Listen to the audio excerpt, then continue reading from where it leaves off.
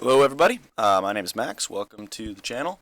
So I'm kind of bored right now because we're all trapped inside, so figured I'd just record me talking about some of my decks, talk about what they do, why I chose to put the cards in that I did, and figure if anyone else is trying to build a Admiral Beckett brass deck, maybe they can use some of my advice and make theirs run a little bit like mine.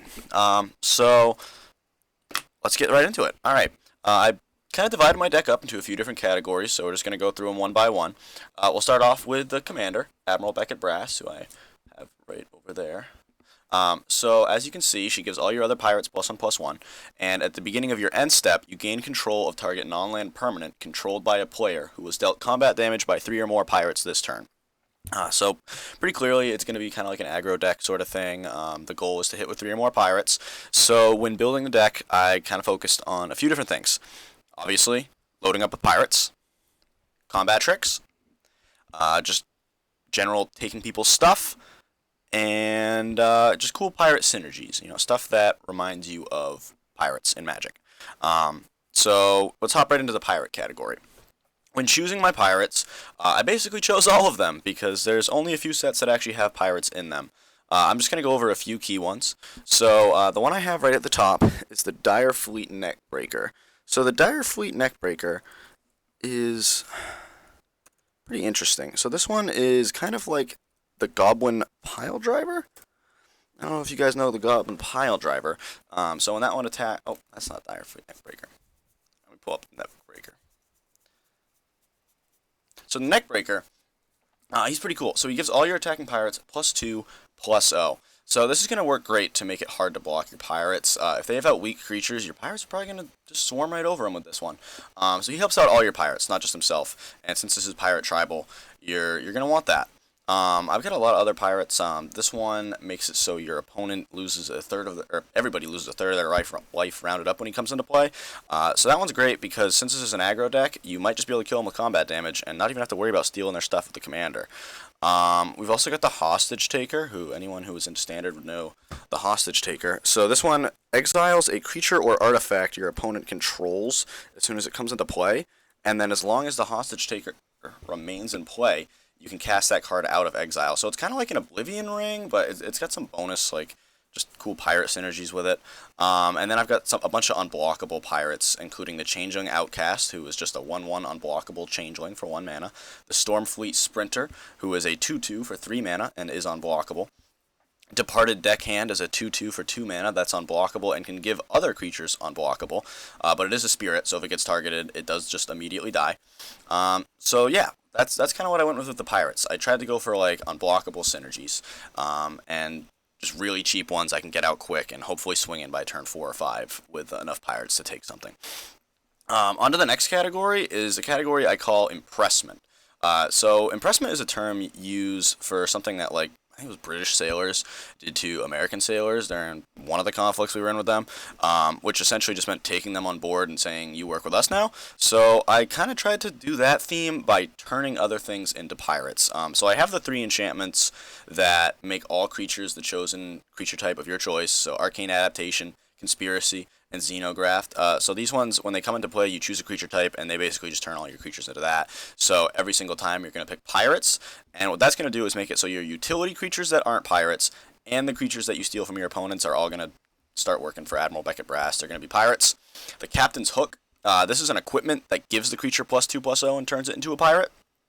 And when the Captain's Hook becomes unequipped, the creature that it was equipped to dies. So this is going to work great with all the different cards that temporarily take your opponent's creatures.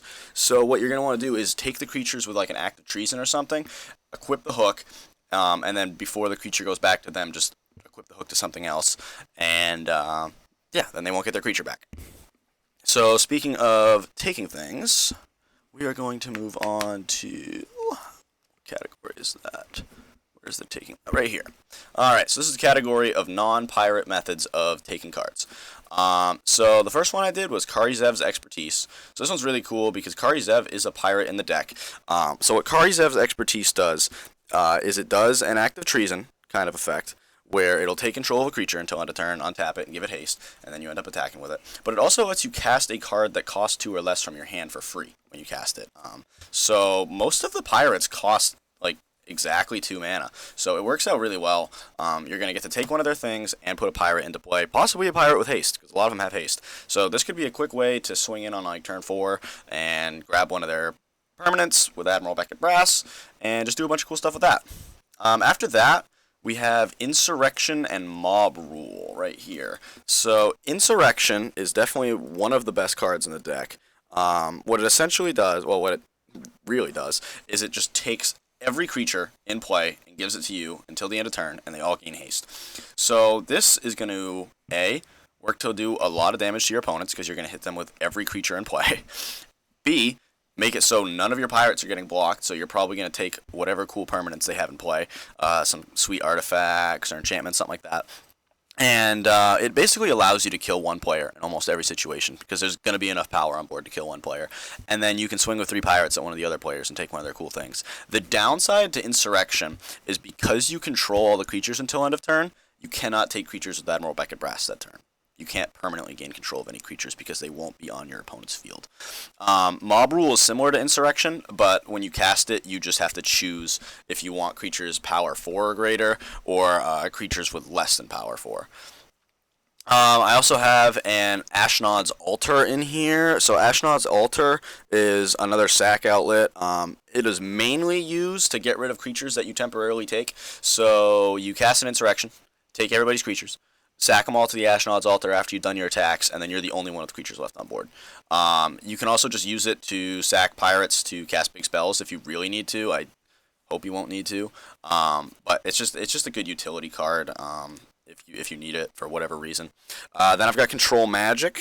Control Magic is another good card that just takes control of a permanent, well, a creature at least.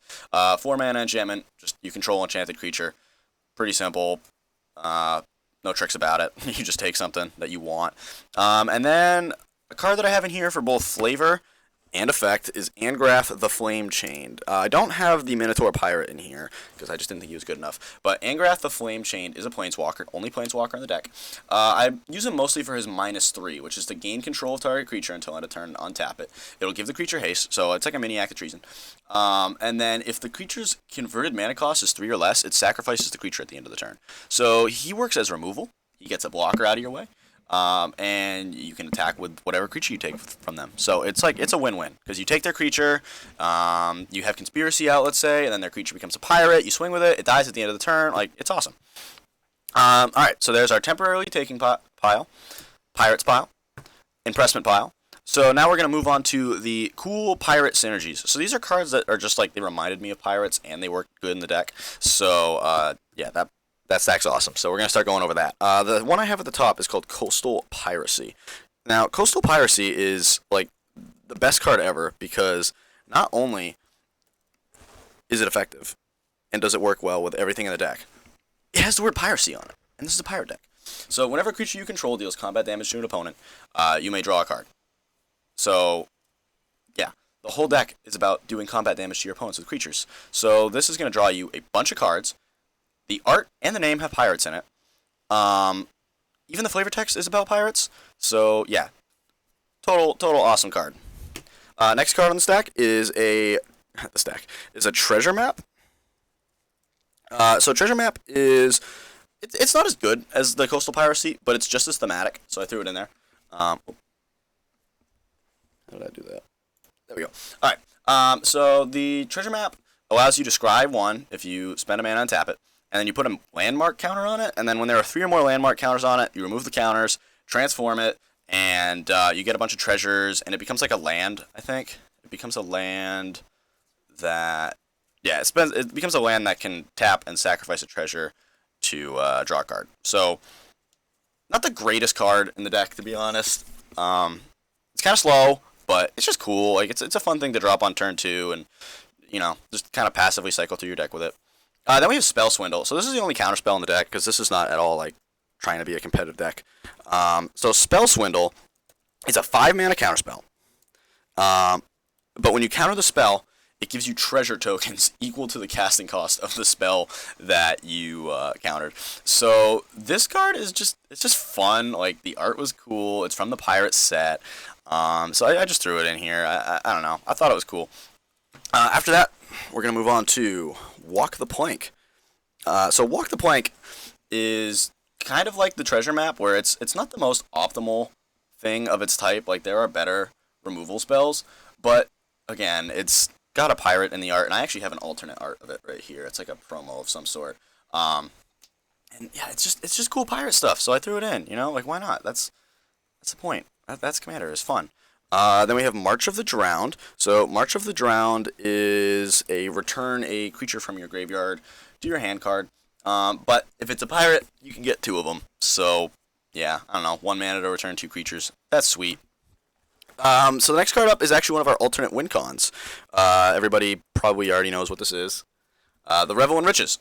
So the Revel in Riches gives you a treasure whenever a creature your opponent controls dies, and at the beginning of your upkeep, if you control 10 or more treasures, you win the game. So that's going to work well with the treasure map. It's going to work well with the Spell Swindle, and it's going to work well with one of our pirates that we have, who, whenever it attacks, gives us a treasure. So often, I don't think I've ever actually won with this card, but it uses up, it gives you treasures. Like, you're going to get at least a round of treasures with it. And then someone's probably going to end up hitting it with removal. So you get some treasures out of it. You take up one of your opponent's removal cards. Like, it's pretty sweet. So that's our little pirate synergy, cool stuff. So the next category we're going to do is actually the opposite of that. These are non-pirate cards that just work so well in the deck that I had to put them in there. Top of the stack is a Cryptoplasm. So Cryptoplasm, at the beginning of your upkeep, it turns into a copy of any other target creature, and it maintains that ability to do that. So there's a few different cool ways you can use this. You can turn it into, like, your opponent's best creature. You can turn it into one of your unblockable pirates. You can turn it into a utility creature. And you can do a whole bunch of stuff with it that just, like, I don't know, is fun and goes on to this cool theme of just doing stupid stuff with pirates. So I love it. Next card we got, Agent of Treachery. Now, Agent of Treachery is not a pirate. He is a human, but he's not a pirate. And when he enters the battlefield, you gain control of target permanent. So he's already doing what the whole deck's about, is taking stuff. And at the beginning of your end step, if you control 3 or more permanents you don't own, you draw a card. Now, or you draw 3 cards. So I figure, since the whole point of the deck is about taking things, you're probably going to hit that number 3 quite often. So if you can be drawing 3 cards at the end of each of your end steps, like, that's pretty great. And because I have the impressment category over here, any of these cards are going to turn everything in this stack into a pirate, regardless of whether or not it says pirate on the card. Alright, this is kind of a lesser known card, the Callous Oppressor. So the Callous Oppressor, when it comes into play, your opponent chooses a creature type. And then he can tap to take control of a creature that isn't that type, and he keeps control of that creature as long as he remains tapped, and you don't have to untap him during your untap step. So even if all 3 of your opponents are playing Tribal, right? Then you just choose the opponent that is the weakest. They'll choose their own creature type, and then you can take the other 2 opponents' creatures with Callous Oppressor. So he's cool because what you can do is you take one of their creatures, tap them, take one of their creatures, sack their creature to that altar of Dementia, and then on your untap step, just untap them, take another one. So he's great. Then we have Jalaria, the Master Polymorphist. So she isn't good at actually taking things, but what she does is get rid of things to create more pirates. So you can spend 3 mana and tap her to sacrifice another creature, and then reveal cards from the top of your library until you reveal a non-legendary creature and put it into play for free. So what you're going to want to do is whenever you temporarily take one of your opponent's things, just sack it to Jalaria at the end of the turn, and you get a free pirate out of it. Yeah, it's that self-explanatory. Phantasmal Image. So Phantasmal Image is similar to the card Clone. However, it is cheaper in mana, not in price, but it's cheaper in mana because if this creature becomes the target of a spell or ability, it becomes sacrificed. So you can put this in as a copy of a pirate or as a copy of one of your opponent's great creatures. If you already have out the impressment cards, then it's going to be a cool pirate. If your creature or if your opponent has out an Ulamog and you have out a Conspiracy, just Phantasmal Image their Ulamog and you've got Ulamog Pirate, which is super dope. Clone is the next card. Everybody knows Clone. Just comes in as a copy of any creature. Self-explanatory. So that's the end of that category. Alright, next up, we got Combat Tricks. So this is the category that I probably change up the most, to be honest, because I'm trying to keep this one pretty fresh. So I'll start off with Open into Wonder. Open into Wonder is one of the spells in the deck that probably it usually ends up costing the most amount of mana. It is 2 blue and X. It makes X target creatures unblockable this turn. And until end of turn, whenever one of those creatures deals combat damage to a player, you draw a card. So you see this synergy a lot in the deck of combat damage, draw a card. Because I didn't want to just have card draw spells in here. I wanted everything to like work together. So if you spend 5 mana, it'll make 3 of your pirates unblockable. 3 is what you want for the Admiral. And when you deal those damage, you're going to draw 3 cards. And then you're going to take a permanent. So I think that's pretty good for 5 mana. You know, you get to do the damage, you get to draw the cards, and I liked it, so I put it in. Biden of Thassa. In case you don't know that one, it does the same thing as Coastal Piracy, but it also has another ability. It's like literally a strictly better Biden of Thassa. Or it's a strictly better Coastal Piracy. So yeah, whenever you deal damage to a player, draw a card, and then you can spend 2 and tap it to make creatures your opponents control attack, which seems like a weird ability, but you do that on their turn. They attack wherever. Probably not you, because there's a lot of Death Touch pirates. So they attack, they're tapped out, and then you swing in with your pirates, and you take their stuff. Prowler's Helm and Skeleton Key. So what Prowler's Helm does is it makes your creature unblockable except by walls, which basically just means it's unblockable. And the Skeleton Key makes it so that the creature cannot be blocked by creatures that have greater power. Most of the pirates are 2/2s, so it kind of makes them close to unblockable. And then it makes I think it's called looting. When it deals combat damage to a player, you can draw a card and then discard a card. Sleep. Sleep is an awesome card. So what Sleep does is it taps all your opponent's creatures. And then they don't untap during the next untap step. So you cast this in your pre-combat main phase, tap all their creatures down, swing with 3 pirates, take their best thing. On their next turn, the creatures still don't untap, and then you can do it again. So this will essentially allow you to hit them like twice, take 2 of their permanents, do a bunch of damage, probably draw a bunch of cards because you got the Biden or the Coastal Piracy or just pirates that draw you cards and they deal damage. Super awesome. Then we got Shared Animosity. So Shared Animosity is kind of like this deck's version of Coat of Arms. I think Coat of Arms is too much mana, so I didn't throw it in. Whenever a creature you control attacks, it gets +1/+0 until end of turn for each other attacking creature that shares a type with it. So if you attack with 4 pirates, they all get +3/+0. So again, it just makes them harder to block because your opponents don't want their stuff to die. Whisper Silk Cloak, we all know it. Unblockable and Shroud. Unblockable is obviously good for this deck. And Bedlam. This is a 4 mana enchantment. So what Bedlam does is it makes it so that no creatures can block. No creatures can block. Creatures cannot block. Obviously a great card in this deck. The only problem with it is if you start doing really good with this deck and you have Bedlam out, you become a target and you can't block anything. Which you really don't want to have happen because then you die really fast. Alright, so now we're just going to move on to cards that I just kind of put them in like every deck. You know, they have nothing to do with the deck, they're just good cards. Alright, so the first one at the top, Swiftfoot Boots. Swiftfoot Boots is just like slightly worse Lightning Greaves in 99% of cases. Hexproof and Haste, 2 mana, 1 to equip, great card. Beseech the Queen. So this is one of my favorite tutors because you don't need any black to actually cast it. You can hypothetically cast it for 6 colorless. Beseech the Queen tutors for something that costs less than the amount of lands you have in play, which in most cases is going to be how much mana you have to spend anyways, so it's pretty great. You can cast it for either 3 black, or 2 colorless and 2 black, or 4 colorless and 1 black. It's awesome. Then I've got the Signets. We all know the Signets. You spend 1 mana and tap them to add 2 different mana to your mana pool. Depends on, you know, which one you have out. Lightning Greaves, this is just the better version of the Swiftfoot Boots, gives it Shroud and Haste, and the equip cost is 0 instead of 1.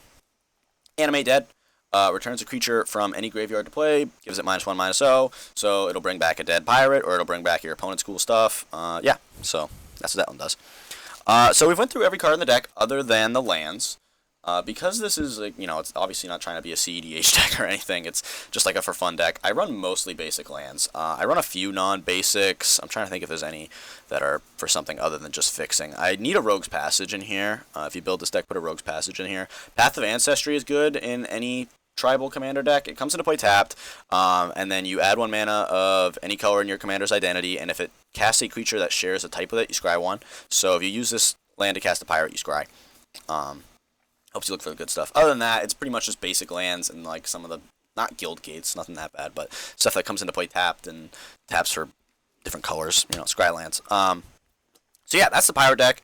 It's pretty simple. I don't run many counter spells. I run the 1. I only run a few different removal spells because I figure if something's bad enough, I can just take it. right? I don't need to remove it. The deck's pretty budget. I want to say it's like under 200. It's really fun. Like, no one's gonna get mad at you playing this deck. You know, it's not frustrating to play against at all, at least in my experience, because it's just funny. Like, even if you do something super disruptive, it's like, yeah, but you did it with pirates. So yeah, that is my explanation of my pirate deck. I'm probably gonna do some more of these. I have a lot of stronger decks. I have a lot of weaker decks. I just figured this would be a fun one to start with because not a lot of people cover Admiral Beckett Brass. So if people like this video, I'll probably do some more. I'm obviously going to try and work on my audio quality and stuff as time goes on because this is just the first video on the channel. So yeah, have a good one.